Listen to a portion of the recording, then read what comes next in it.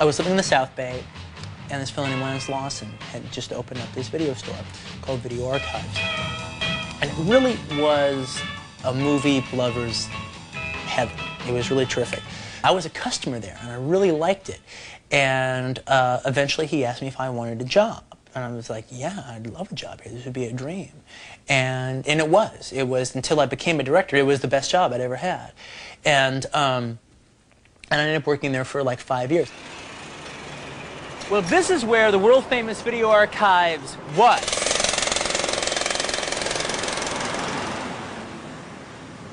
And this is where it is now. So why don't we go inside and take a look?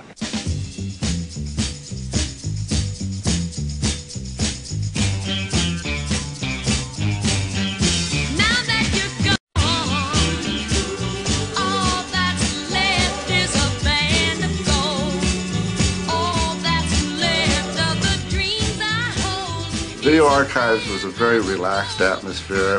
They had popcorn available, so I'm a popcorn fan. I would eat popcorn and chat with Quentin. I always got a kick out of talking to Quentin because he was so opinionated about everything under the sun. This is one of the few places that Quentin could come as a regular guy and get a job and become like a star, because he was like the star of the store. Since if you needed the star of the store too. Well, yeah, but he didn't know as much as you did. So like, Lance knows a lot. He knows. Yeah, he knows. I know more about it. I know more about Italian exploitation films and TNA movies. Jess Franco than Lance. A customer would come into the store and it could ask me maybe an obscure film, and I might be able to tell the year it was directed, who directed it, and maybe who the leads were. And Quentin would go on to tell you who the supporting cast was, who the DP was, who wrote the screenplay, and probably do a couple of scenes from the film with the dialogue verbatim. You know, that's the difference between Quentin and I. But you see, the funnest part, one thing about like film geeks is they have an intense love for film. Incredible love for film, incredible passion. They devote a lot of time, they devote a lot of money, and they devote a lot of their life to the following of film.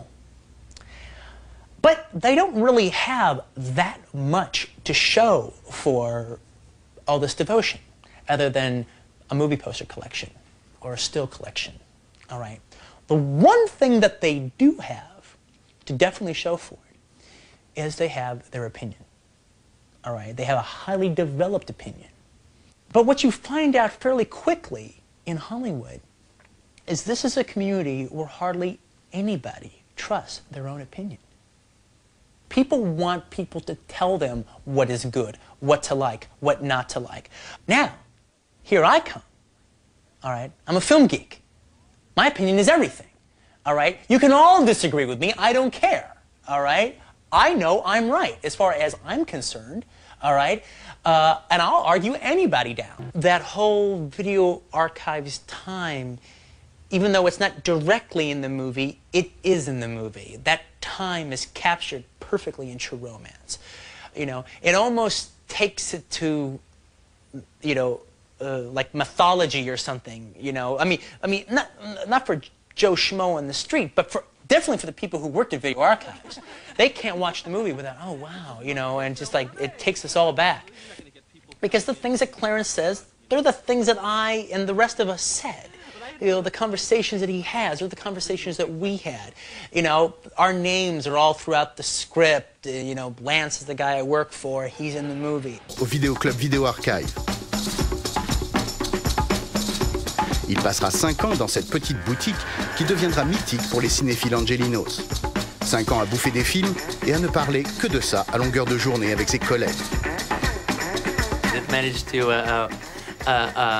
you know, make that film buffery thrive, and also it didn't really have to work for a living, all right? I mean, I did. I mean, we were working our butts off, all right, and working, like, you know, we're making minimum wage, all right? So, you know, we almost, in order to survive, or we almost had to work, like, you know, double shifts, like 3 every week, you know, from opening to close, just to make enough money to live. But we were having a great time, you know. And you know, some people think, oh, so that's where you learned your knowledge about movies. You know, I was already a movie expert. That's how I got hired at Video Archives, was because I was a movie expert. You know, but I had a whole group of, friends. And, you know, I didn't go to, you know, not only did I not go to college, I didn't go to high school, all right? You know, I quit school in junior high. I never made it to high school. Now, the thing about it is funny is, for all the knowledge most people go, you know, when you go to college, you get, the most knowledgeable thing you get is the college experience, basically getting away from your parents, going somewhere that's away from where you are, and you know, with a whole group of other peers that are away from where they are, and you make your connections and cliques and friends and all that kind of stuff. Now, you can skip college, but you probably won't skip the college experience. If you don't go to college, you'll find it somewhere else. And in that, it became Video Archives. It became a group of friends, and we all did all these things together. And it was like we were like in college together. Or just working our way, you know, through the school. And it was, you know, it was a great time. We were always watching movies and expanding on them. And the store was completely like it was like a clubhouse. You know, it was like, we owned it, basically. We didn't own it. We weren't making any money there. But, you know, we're in our 20s. How much money do you need, all right? You know, we were polite with the customers, but it was our store, not theirs, all right? And then we had complete access to the place. So we would like, you know, as soon as we'd close and everything, you know, we'd lock the doors and have film festivals and watch movies and get drunk, get high, whatever we were doing, you know, and I'd get on like directorial retrospectives where like, okay, every night when we close up, we were going to show, you know, watch a new Jonathan Demme movie, you know, and I'd talk about it and set the stage for it and everything. And it was, you know, it was a lot of fun. You know, it would be the kind of thing where it's like, if we were out partying and everything, and we had to be in at work at 9 and everything, not everyone else did this, but I would do it, all right? I wouldn't go home. I would just go to the store, all right? So I would be there in the morning when I had to wake up, you know? So literally what I would do is I'd like, and, you know, hygiene, especially in my 20s, wasn't really my strong point, all right? And so I would go to a Video Archives, like drunk on my ass, all right? And then like go into the porno section and then just fall asleep because it was like away from everything else. There's like this blue light going on. So I'd just like fall asleep in the porno section on the floor. Then I'd wake up in the morning and then I'd be there at work, all right? So I just, you know, open up the door and here we go.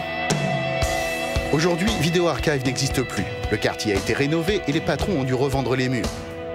Mais en 1993, c'est ici que Tarantino fêtait la sortie vidéo de Reservoir Dogs. Dans le document d'époque qui suit, il nous fait visiter ce soir-là le magasin en nous proposant une petite sélection de films.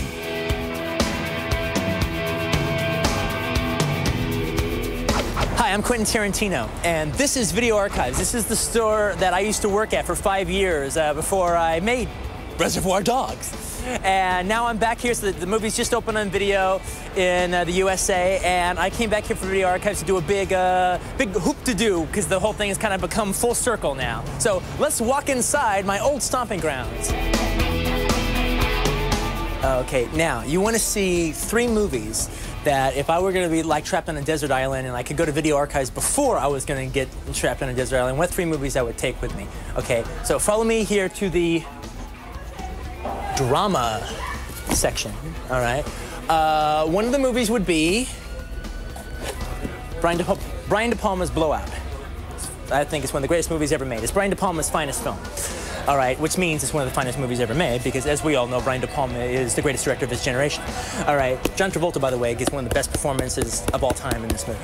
Okay, so now, from the drama section, we move right along to the Western section. And in the Western section, we find tripling along Howard Hawks' Rio Bravo. Sorry, John Wayne, Dean Martin, Ricky Nelson. All right, also Angie Dickinson, who's not in the box. But this is, as far as I'm concerned, one of the greatest movies ever made, and this would definitely go along with me. All right, Ricky Nelson is so cool in this movie, and Dean Martin gives one of the greatest performances ever made too. Performances are a big thing in mine. John Travolta and Dean Martin. Okay, now from there we're gonna go to the Laserdisc section, passing Great Britain, passing the classics. Passing this nice little Reservoir Dogs setup here, which is very nice here. This is the best of the best would be the 3rd movie that I took. No, I wouldn't take best of the best with me, okay. Come this way. Now we are in the Laserdisc section. And in the Laserdisc section, we find the Criterion version of Martin Scorsese's Taxi Driver. Starring, let's see what's inside here. Frank Robert De Niro, Jodie Foster, Martin Scorsese in a little bit, Sybil Shepherd, but no Harvey Keitel, which is very odd because he's one of the finest performances in this movie, as we all know, sport. Anyway, Taxi Driver would be one of the films I brought with me. So, to wrap that up for you in the bathroom, Taxi Driver by Martin Scorsese, Howard Hawks' Rio Bravo, and Brian De Palma's Blowout. In what section? I think I put it in the classic section. In the auteur section is where Reservoir Dogs. No. Drama. It would go in drama. But if it got accidentally placed in comedy, okay. It should go in the May We Suggest section. Is exactly where Reservoir Dogs should go. Nah, just this one. Cut. Pendant ces 5 années à Video Archives, Quentin prépare son passage à l'acte. Il écrit beaucoup, notamment les premières versions des